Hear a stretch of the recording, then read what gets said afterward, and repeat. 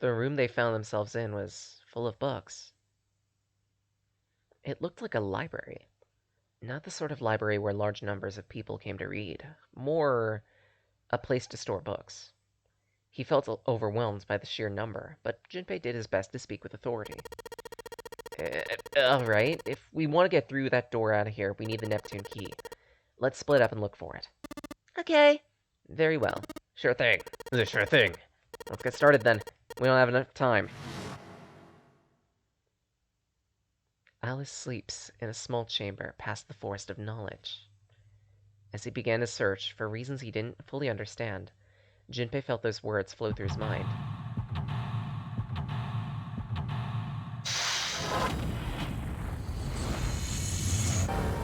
Seek some good reading.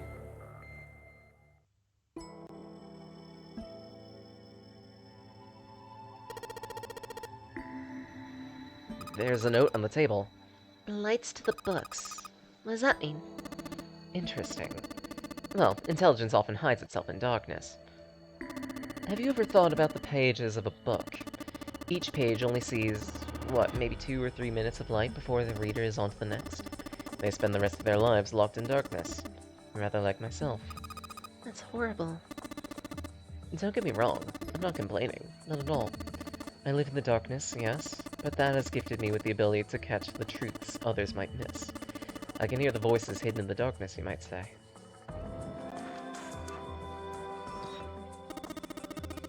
Transition of extinct species.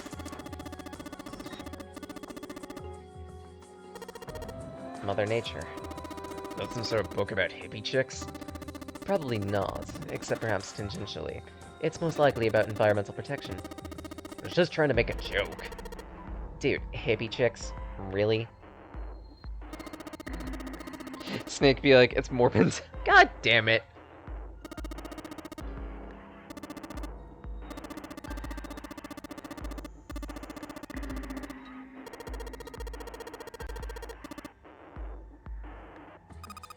Paleontology. It's about fossils, right? Ammonites are pretty nasty looking. You could spend a lot of time just digging around and reading on books. But there's a lot of books.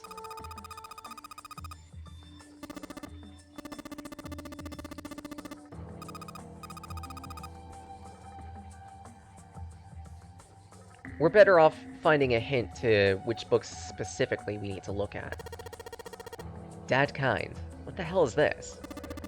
Wasn't that a German mathematician? Maybe it's a compilation of his work.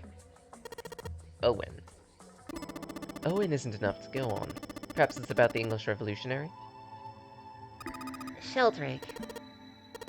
Isn't Sheldrake... Leibniz? This book is in German. It's the complete works of something. I've never heard of it. Well, if Snake doesn't know what it is, I don't think we'll ever know.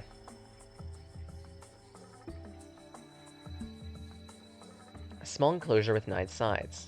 3 of these things that look kinda like music stands. Am I supposed to put something on them?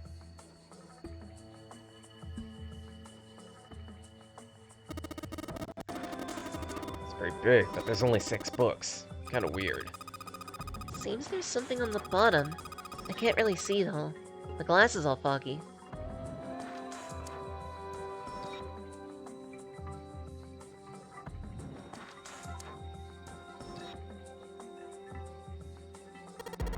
Modern Japanese literature, huh?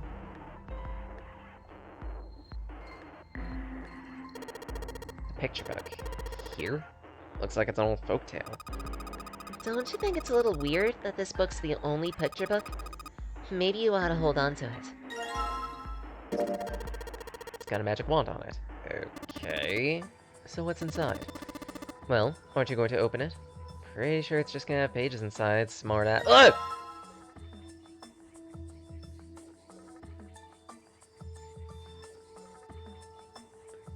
So close to a funny word. Just saying, what else would be, start with an S, have an E in the middle, and have an X at the end? Square Enix. Get your mind out of the gutter.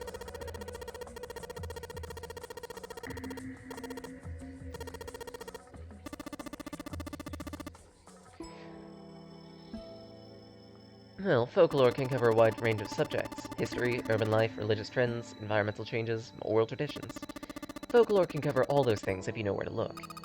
This looks pretty deep. That's right. Number theory.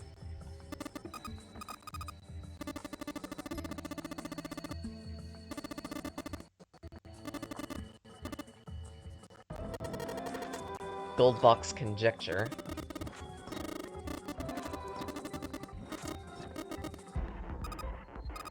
Indian mathematics. Not too much interesting here.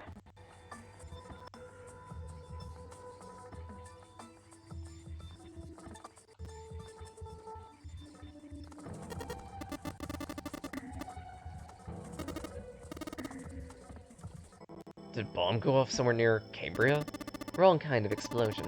Roughly 500 million years ago, during what is known as the Cambrian period, research suggests the variety of living organisms increased by an order of magnitude. Why that happened is a mystery. There are a number of theories. This book is most likely a collection of them. Micrographia. Robert Hooke's famous work. Published in 1665, he built a microscope and examined insects and inorganic substances, and other things too small to be seen by human eyes. He then drew pictures of the many things he examined, and published them in a book. I'd hazard a guess this shelf is concerned with natural sciences.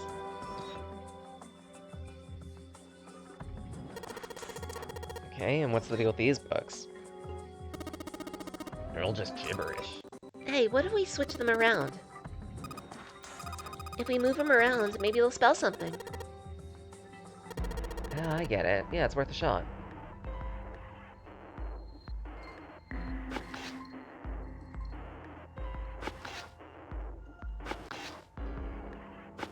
Open here, find bulb.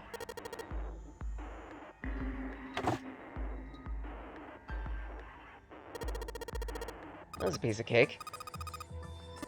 I guess that turned out well enough. So the letters from the title spell out, open here, find bulb. And sure enough, a powerful light bulb. Energy theory. I don't understand the damn title. All this shelf's science and tech.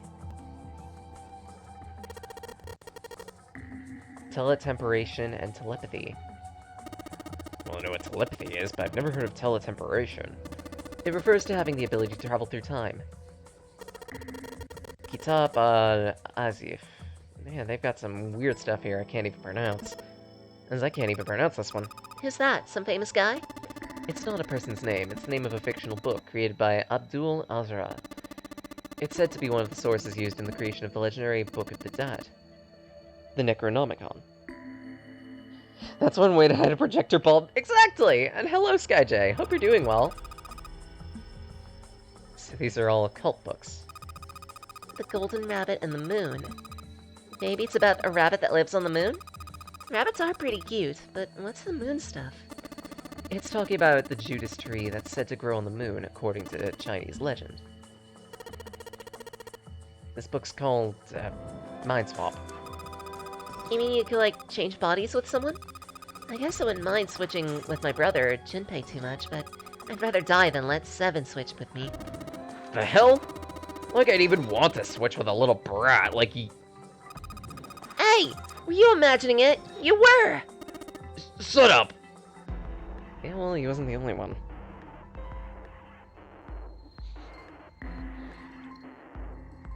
Yeah, doing alright. Well, aside from a bit of flailing, I'm adding an extra hour to the streamed clock. Specifically because... fucking up. Ooh, book on photochemistry. And there's something there. Another light bulb.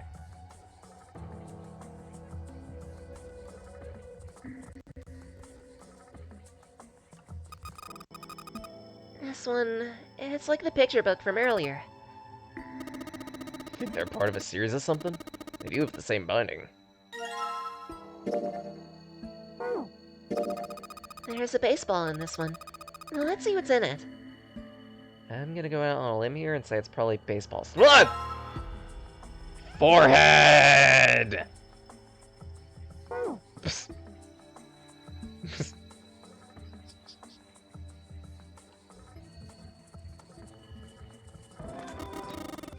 Why did mankind lose their tails?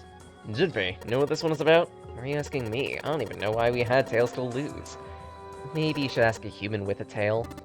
Mankind's ancestors most likely lost their tails as they were no longer useful, and the nutrients required to grow them were better put to use elsewhere. At least, that's what I read. I was rather young. I may have remembered it incorrectly. Why the hell would a kid be researching a book like that?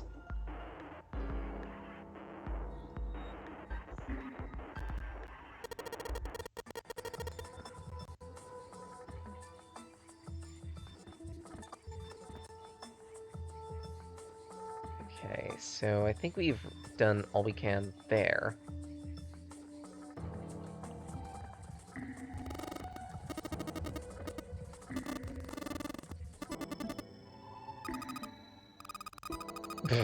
Oh, hey, Seven, here's a book that's perfect for you.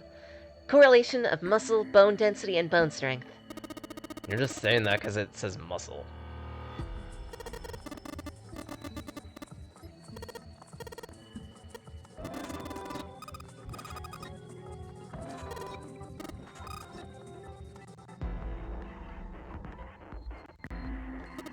Hey, there's another one of those kids' picture books. Looks a bit like the other ones we've found.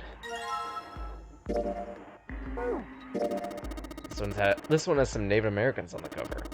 Hey, Junpei, take a look. Native Americans, huh? Maybe it's got some... God! Don't mind me, just gonna lurk. Kids read all kinds of things. Yeah, you're not wrong.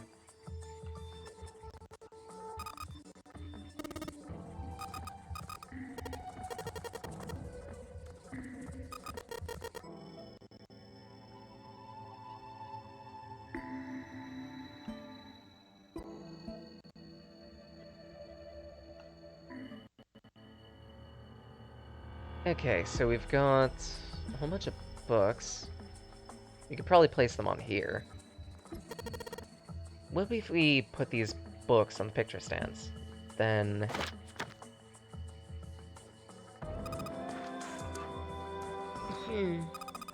That's a little weird. You can kind of tell it says Sheldrake.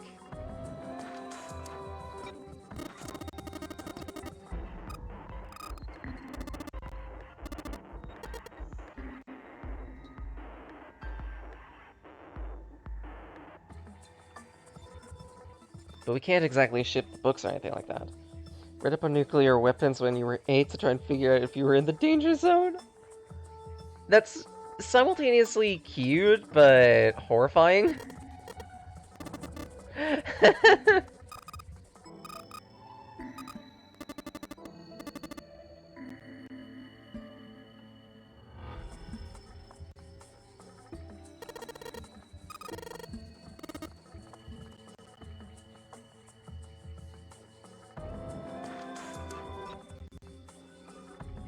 Okay, I don't know where that last light bulb is.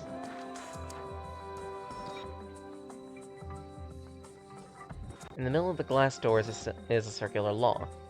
You know, the kind of lock where you rotate the numbers around until you've got the right ones to open it. The hell? It's like they just gave us the answer.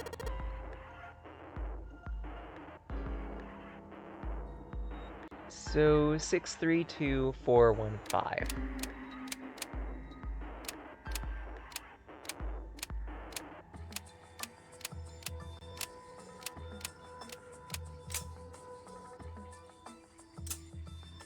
What was in your head back then?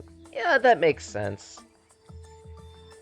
War and apocalyptic events kind of do that to a group of people. Well, they kind of have that effect on the zeitgeist.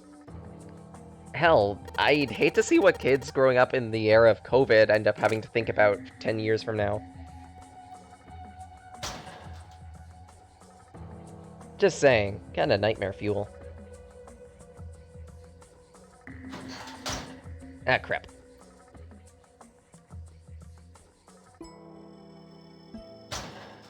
I need this burb. This beautiful light burb. Alright, so 3 lights.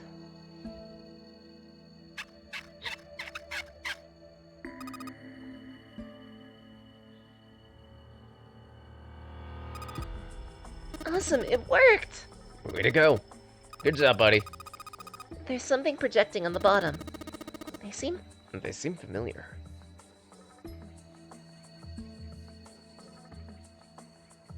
Instead of saving ketchup packets, I'll be stocking up on masks.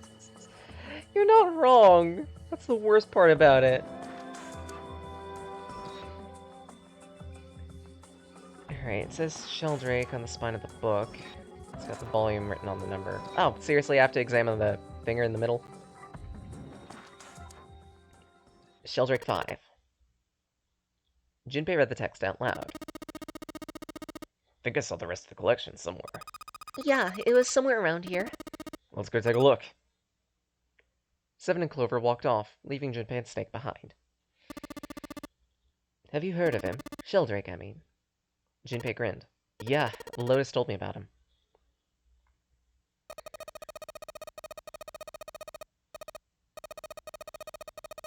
Morphogenetic fields! Well, Clover also said something to me about that stuff. She did. Yeah, what was it?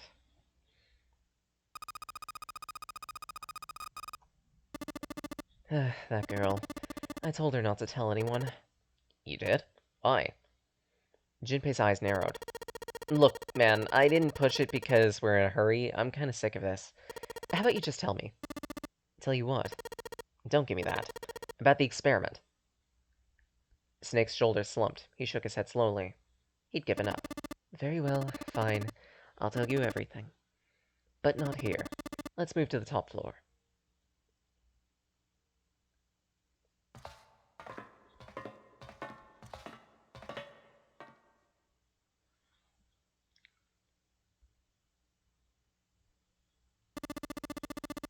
I suppose I might as well start by telling you why I kept quiet, why I made sure Clover did as well. To be honest, the explanation is simple. Zero told me not to. I had little choice. He didn't walk up and tell me, of course. He gave me a message engraved on a card. Remember this? So you had 2. No, only 1. Huh? What do you mean? I thought that card just had some rules for the nunnery game on it. It did. And those were the rules I read you. However, they weren't the only thing on the card. There's something I didn't read. Well, perhaps I should say, there was something I couldn't read. That was? Tell no one of the events that took place 9 years ago. Tell, and I activate your sister's detonator. Oh. Well, what about Clover? Did she get a message from Zero too? I don't believe she did. But doesn't it strike you as strange that Zero would shut my mouth, but not hers? It does sound weird. To be on the safe side, however, I told her it was best not to tell anyone. Still, apparently she told you. That girl. What's wrong with her telling me? I figured some stuff out with the things she told me anyway. I mean, it looks like the whole activate her detonator thing was a bluff. She's prancing around downstairs, happy as a clam now that you're back. Snake glanced down at Clover and Seven. That's very true. I've decided I can trust you. I'll tell you the truth. The chance that Santa is Zero is very high. I feel like I can assume Santa doesn't have the time to observe us. At any rate, if he were, I very much doubt he would kill us. Why not? Clover told me about the 4-leaf clover, and the words. If he knew, then he was in my group during the first experiment. I'm sure of that. He wouldn't kill us, no matter what the situation was. Snake paused and cocked his head as though he were listening to something far away. His face looked dark, as though something were weighing on him. Snake? Junpei wasn't quite sure what to say. Snake turned and looked at him. Yes, I know. you want to know what happened during the experiment. Yeah. How much do you know?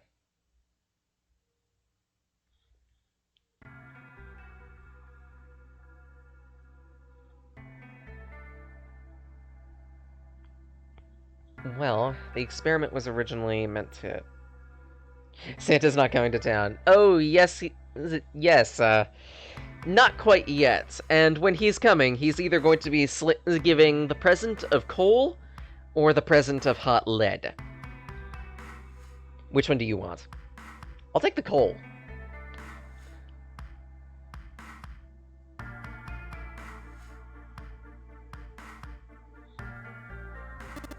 Oh, she told you all that. Snake looked down. His face was tight. A slight tremor shook his body. He tried to hide it, but... he was putting on a good front, but even Junpei could tell he was holding back something deep.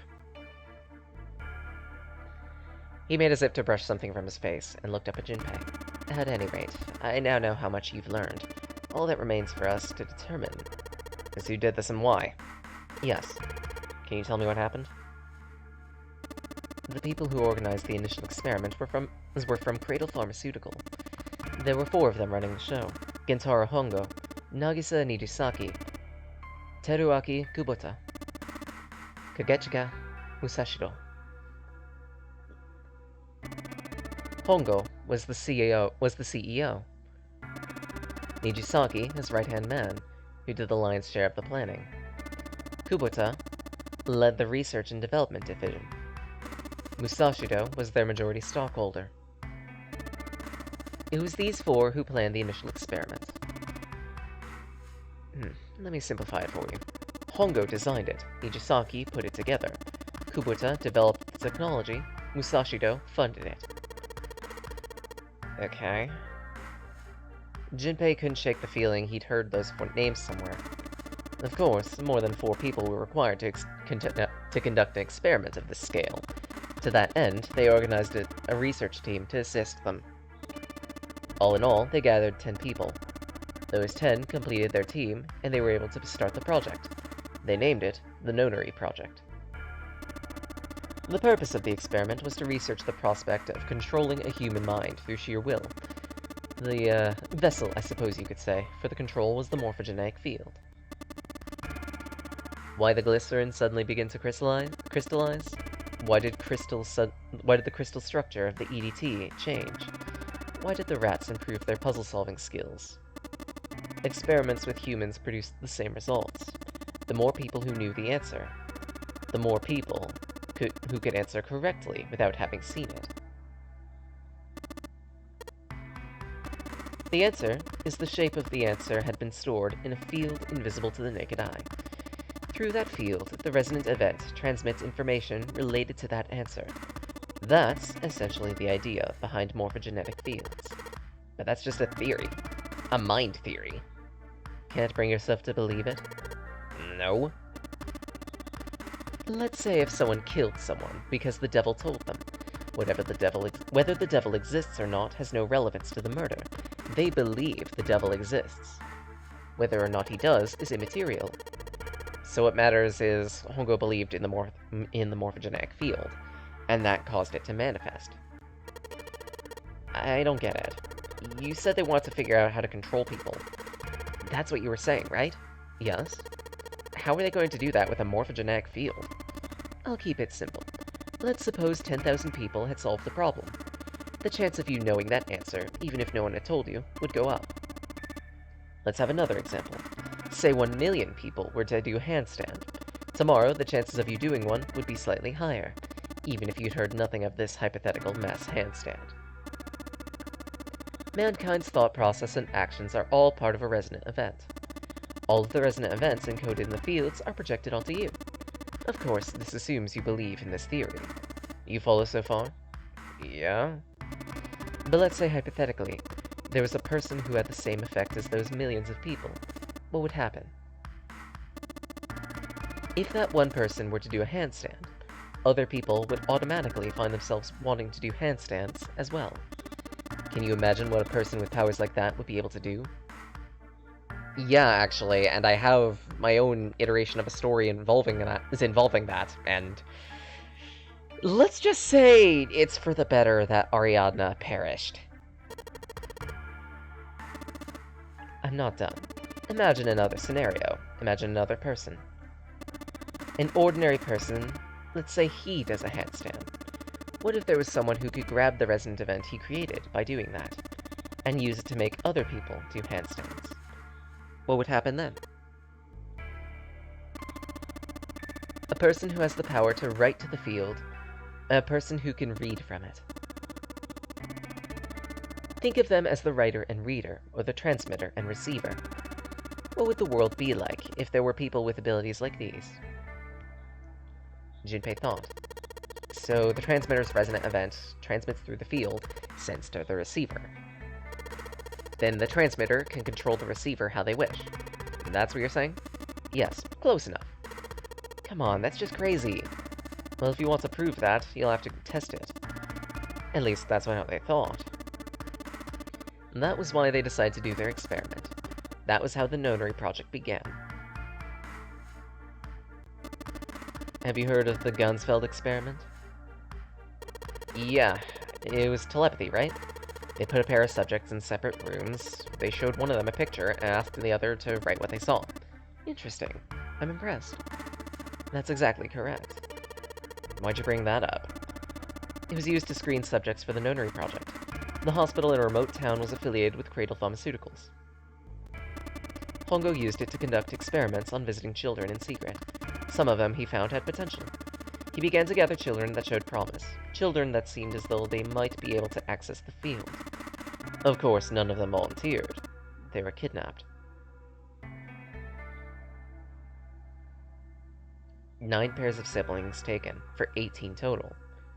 For reasons that weren't understood at the time, each pair had a transmitter and a receiver. They split perfectly. 2 groups of 9. Group Q were the ones who excelled at transmitting. They were transferred to the mock experiment building as Building Q in the Nevada desert. The children who excelled at receiving were in Group A. The members of Group A were in the former hospital ship Gigantic. From the experiments he'd conducted so far, Hongo had learned the following. 2 things can increase a resonance with the fields: epiphany and danger.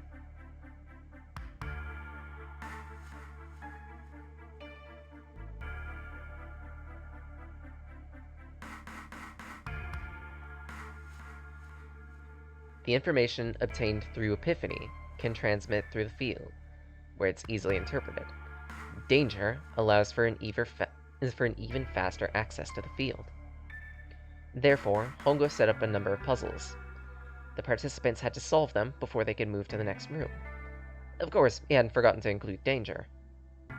More specifically, he detonated a bomb on the hull of the Gigantic. The children in Group A were forced to play the Nonary game as the ship sank. By forcing the children into a life-or-death situation, Hongo had hoped to increase the likelihood of their tapping into the field. With Group Q, the interior was duplicated, and the puzzles as well, of the Gigantic exactly.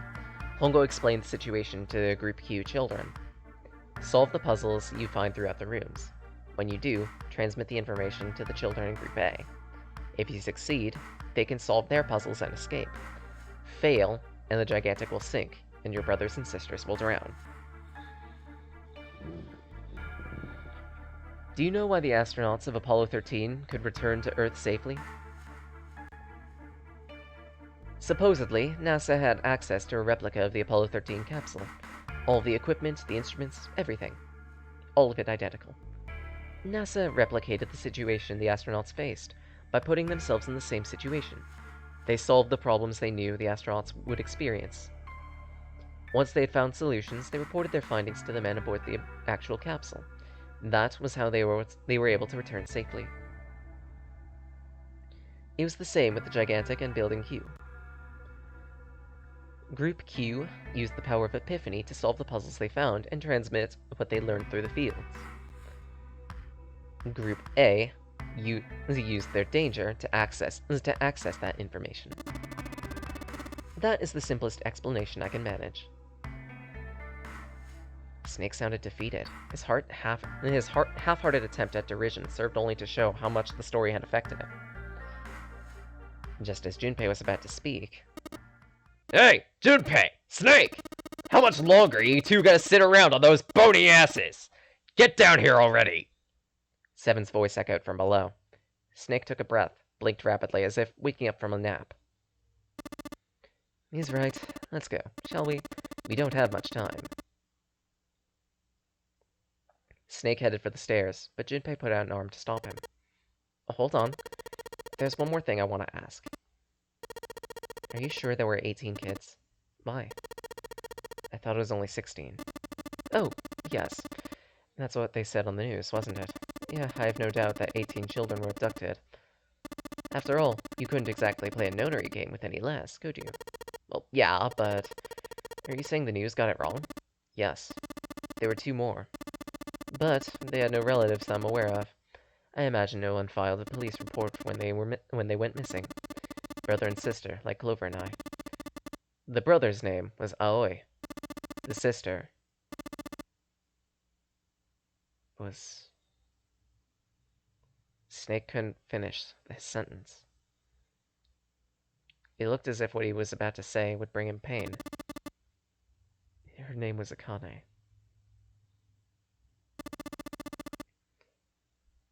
That was the girl who died.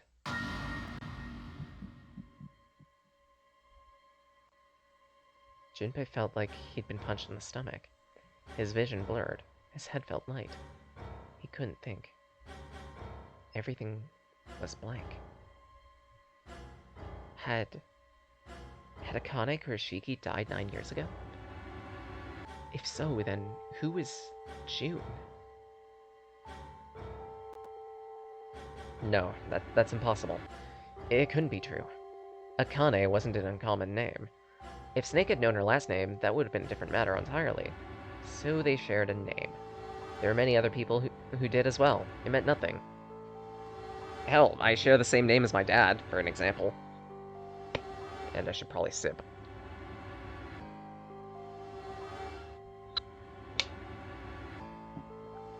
Thank you, T. It was a different person. Of course it was. It had to be. Junpei shook his head, hard, and pulled himself back to reality. Is something wrong, Junpei? Your breathing sounds strange. Junpei cleared his throat, tried to act calm. No, it's nothing. I'm fine. Let's get back down there, okay? Snake raised an eyebrow, but said nothing. He headed down the stairs, Junpei bringing up the rear. He couldn't bring himself to ask. He told himself he knew the answer already, but... he couldn't bring himself to ask the last name of the girl who died. With every step he took, the cold, hard sound of feet against metal dug at his heart.